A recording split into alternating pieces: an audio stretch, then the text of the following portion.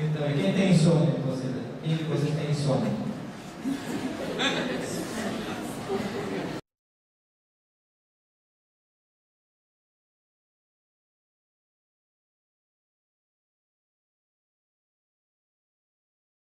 Um livro é um machado para o oceano congelado em nosso interior.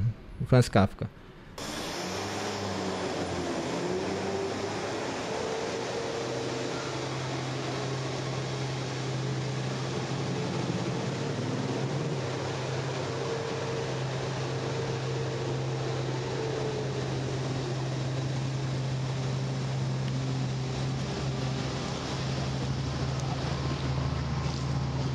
Fumando uma ideia dentro desse açougue metafísico, é quase impossível não pensar. Não pensar no paradoxo quando irrompe nas esquinas a humanidade com a sua corrompida verticalidade, que jamais será o diamante sonhado pelo ser Bento Prado Júnior, se proliferando com uma imaginação paralisada como o som da chuva, atravessando gerações de nuvens até ser ofuscado por essa matéria escura do Sr. Klee. Impossível não pensar nisso ao vermos a turba exilada em pedaços de carne, sem nenhum êxtase, ou os incontáveis mortos que imitam a concha no ácido do sublime, carvão do eu. Eu, um assassino que se escondeu no interior do tempo, enviando a essência franqueada para campos de concentração dentro do sol, cantando o infinito foda-se. Impossível não pensar nos olhos do Saturno de Goya, no rosto do O, poema contínuo, mirando os raios, esses que escrevem um cachorro morto no céu. Impossível não pensar no Mozart quântico, que mora no fundo da multidão sono, como uma mônada semente que não vinga, apodrecendo no jardim esquizocênico, nas balas perdidas, no perfume das granadas explodindo no bar das parcas, num eclipse invertido, seguido de uma chuva fina por dentro do olhar da criança recém-esquecida nesse bar iceberg, para o bateau ivre no sangue dos amantes kamikazes. Não há outros. Habitando como Mozart o fracasso da fusão de um em um. Nuvens de vapor, no céu de Titanic World. Impossível não pensar no fracasso invisível dos cadernos de cultura, onde o tédio de Camus encontra o de Valéry, e ambos são dissolvidos pelo olhar de um catador de papel, às 4 da manhã, na portaria da USP. Apenas um esqueleto de vento comenta essa ideia.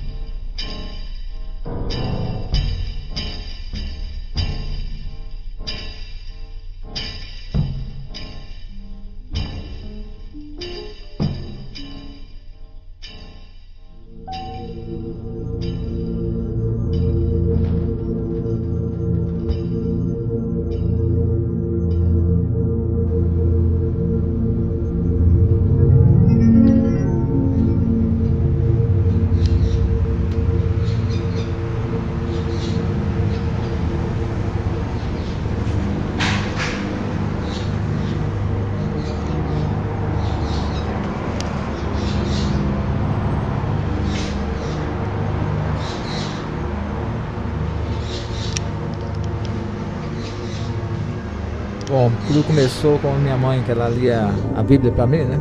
No útero ainda, né? De algum modo isso deve ter sido transmitido, né? Como energia. A poesia talvez seja uma energia anterior à existência humana, né? Uma espécie de voz subterrânea que vai migrando de pessoa a pessoa. Aí da minha mãe passou para mim.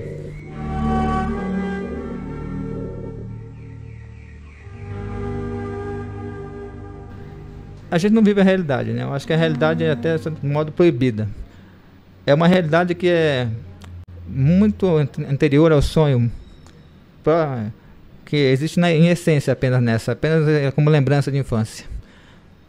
O que me alimenta é isso, é alguma coisa anterior à infância que parece ser o real realmente.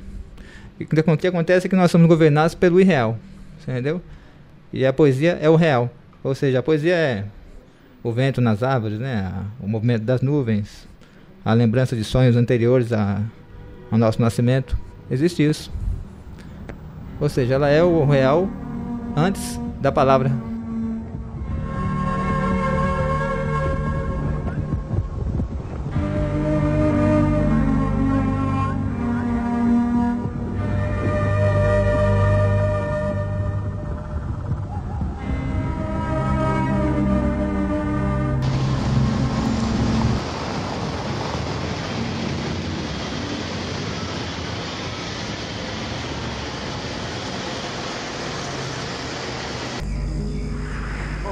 Ele tornou escritor, entendeu?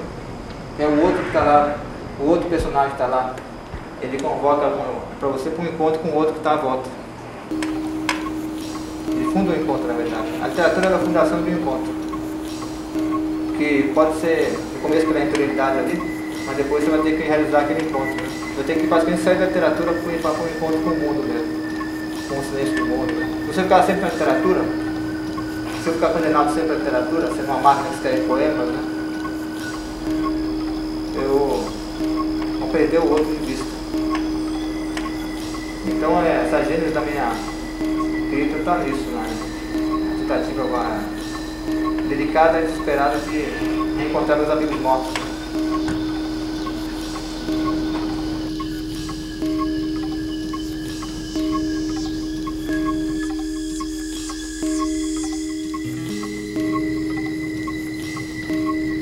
A infância é o que torna todos nós exilados, né? A infância é o exílio interior de cada pessoa.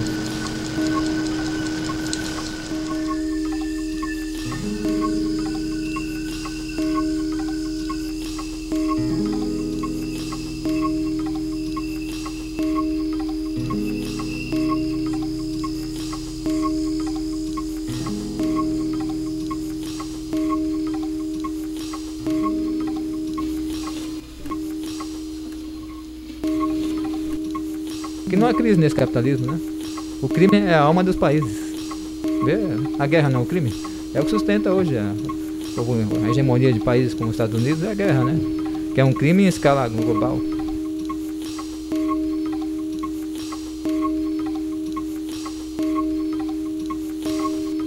O que existe aqui é o seguinte, uma tensão entre o que eu chamo de temática social e a metafísica, né? Essa tensão entre exterioridade e interioridade, né? É o que eu procuro colocar no livro. Então é isso. O livro, não sei, porque há livros que não são nada. Mas a poesia pode ser um pequeno machadinho, né? Para o iceberg, que é a alma de cada um, né? Congelada dentro da pessoa.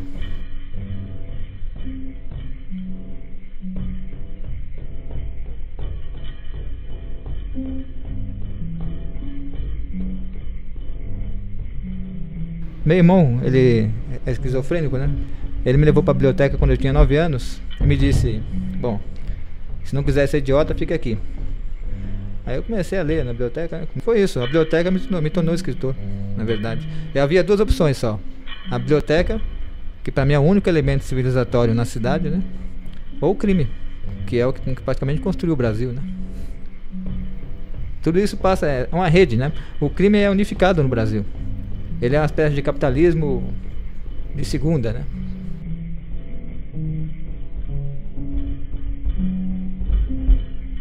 Eu tomava conta do meu irmão, que é esquizofrênico, né? E eu escrevia enquanto ele ficava acordado à noite, lá, tendo uns surtos, né? Aí eu peguei esse material que eu escrevi, levei pro Ademir Demarque, né? Que editava a revista Babel, e perguntei o que era aquilo lá, se era poesia, o que era, né? Se tinha um valor aquilo lá. Aí ele disse que era um poema, nem sabia que era um poema. Até hoje eu não sei se o que eu escrevo é poesia ou não, entendeu? O outro é que afirma pra mim que se é um poema ou não. Sempre vem do outro a poesia.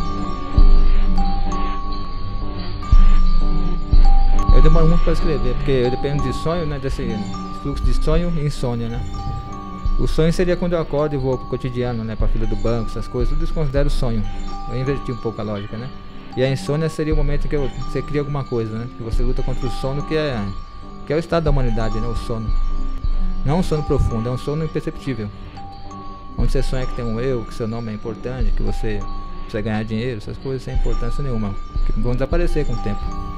Acho que daqui a 300 anos o mundo está vivo, né? Mas daqui a 300 anos a gente vai ter uma humanidade muito próxima do que eu digo assim, de uma espécie de nação de Mozarts, feita de não é nesse lugar que a gente chama de planeta, né? Tem uma espécie de... Eu acredito nisso. Que a verdade prevalece, né? A gente não sabe o que é a verdade, mas a verdade da poesia, do poema. O real do poema deve prevalecer. Então fronteiras, que são uma infantilidade, uma ficção absurda, né? Você trocar o ser por dinheiro, ficar trabalhando 12 horas por dia, 8 horas, isso aí vai desaparecer. Isso é ficção. E no lugar disso, as pessoas vão ver o poema. Chamamos de um poema contínuo. Mas vai demorar isso.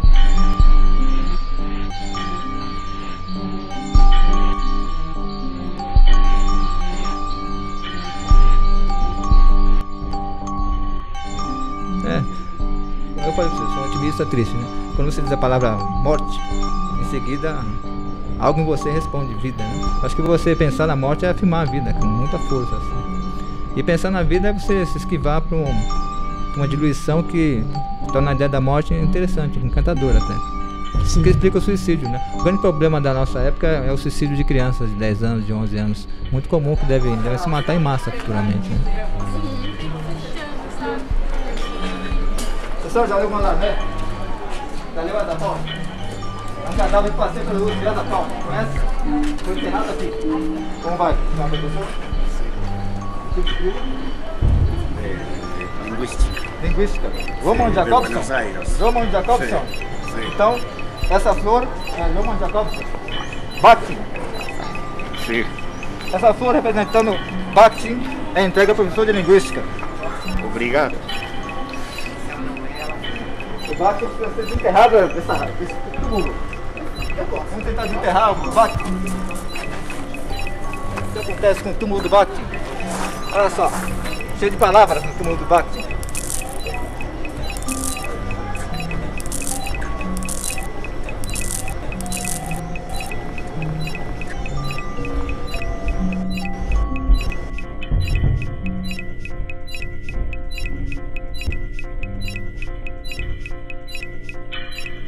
Um cão holográfico. Filma o cão holográfico para mim, por favor. Isso. Aquele cão simboliza a tese sobre o que é o cão.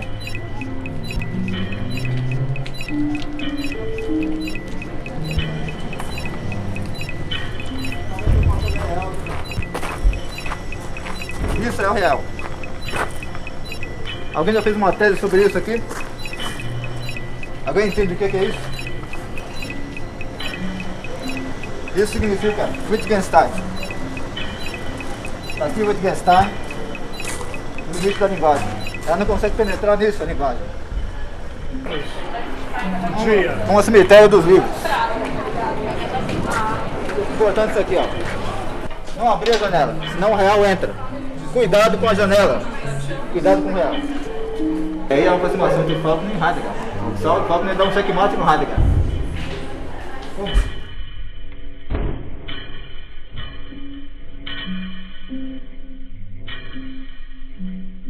Tentou colocar estruturas lógicas para entender o nativo, né? Eu gosto mais dos antropólogos, vamos dizer assim, que se confundem completamente com o índio, com o que estudam, a ponto de esquecer o processo burocrático. Então, mais uma vez, a gente vai ser interrompido. No limbo. Então, diálogo entre Dante e Sócrates, né? Dante: você é uma continuidade quando ama. Sócrates: de si mesmo ou do outro?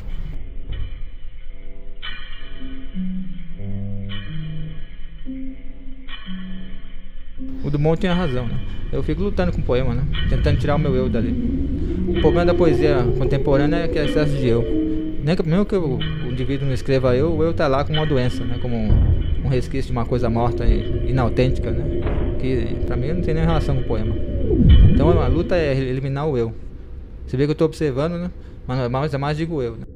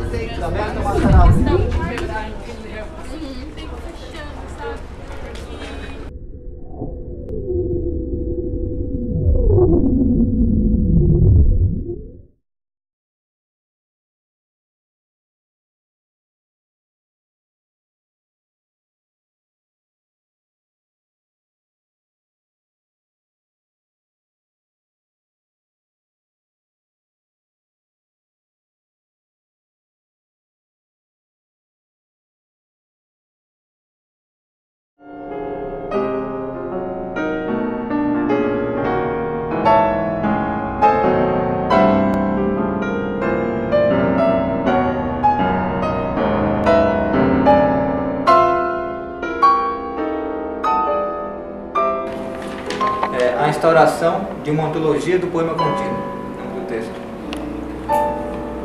Seria a investigação dos momentos do ser, onde ele se sente dentro do mundo ou imerso em uma clareira do tempo, a qual a hora é incerta e não seguimos nenhum relógio, não tentamos esquadrinhar o invisível.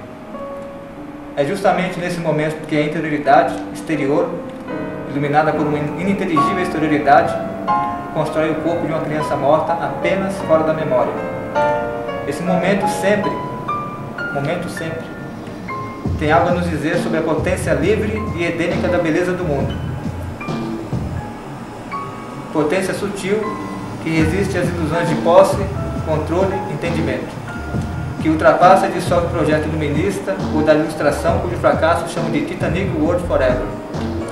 E o nosso tempo é a máxima ressonância do fracasso que foi anunciado por moradores do obscuro límpido, como Baudelaire, Nietzsche e Febron no Rio do Brasil. Vou falar quem é o Febron depois. Figura magnífica. Somos o fantasma vivo da criança morta. O fantasma vivo da criança morta é o mediador da beleza do não ser, ou da beleza da natureza e de sua radiação chamada máquina do mundo. Atrás. Que chamaremos aqui de poema. E a linguagem se transforma em um catálogo de senhas para acessar o mundo que respira através do poema. Longe da mistificação conceitual da ficção vida ou ficção do eu. Tanto faz. A mais difícil tarefa dos poetas da atualidade será a recuperação e reconstrução para o acesso de senhas para o acesso ao poema sem palavras, que torna possível a respiração do mundo. Ou seja, para o indizível e seu silêncio, onde o fantasma da criança morta brinca de existir através da nossa semi-presença. Nós e nosso corpo de cadáver adiado. Nós e nossa fome de um sagrado ainda não codificado, mas presente em cada um dos nossos silêncios e gestos, repletos de senhas para o indizível.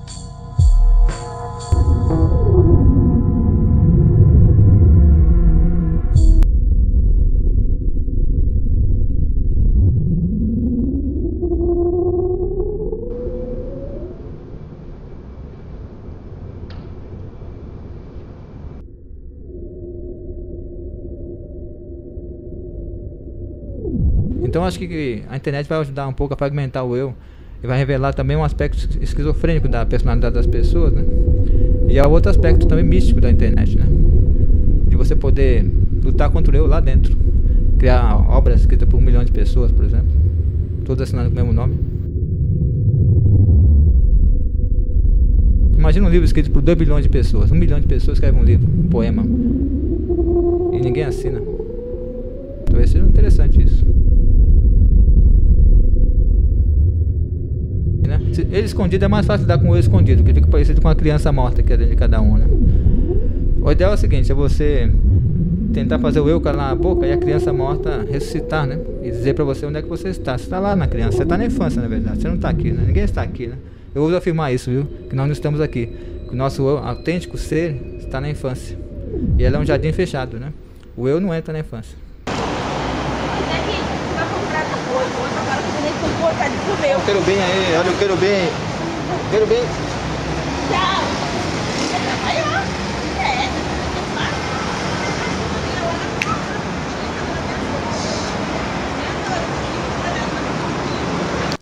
Não pensar no cansaço da visibilidade. Na inauguração da fábrica de suicidas amadores. Não há outros. Na essência evaporada, passando pelo buraco da agulha e desaparecendo no brilho surdo da película de Beckerley. Podemos ouvir nos ossos a voz do grão de areia, cantando nosso nome para o azul, na tela Solidão de Iberê Camargo. Impossível não pensar no pouco tempo para projetar nosso riso na festa dos cadáveres sem centro. Isso equivale ao sono desesperto na saída de um baile funk, ou ao sono alegre de uma festinha universitária. Em ambas, erguemos um brinde seco para o véu do corpo, enquanto a verdadeira festa móvel dos galhos, avança pelos destroços da calçada até alcançar os do asfalto. Ali, os pneus dos carros cantam uma área dodecafônica, para as marcas das calcinhas nas bundinhas das mãezinhas de 13, 14, 15, 16, 17, 18, 19, 20 e 21, que rebolam para o sempre e o mesmo, ou passeadas por essas minúsculas asinhas de Ícaro, quebradas e retorcidas em seus ventres, como sequestrados em porta-malas. Crianças que irão cair para o sempre e o mesmo, e rútilo vaso sanitário do projeto humano. Uma biblioteca deserta no subterrâneo de uma igreja gótica, abandonada. Enquanto isso, um bêbado canta um hino que mistura os hinos do Corinthians e do Flamengo com o hino nacional. E o resultado parece mais autêntico do que o país em si. É impossível não pensar em esculpir um cão negro nos restos dessa criança jogada na vala do silêncio, ou na gaveta de cimento das cintilâncias vazias. Essa é para o Sr. Alden. Sr. Alden, o cemitério da memória transcende a ficção dos fatos?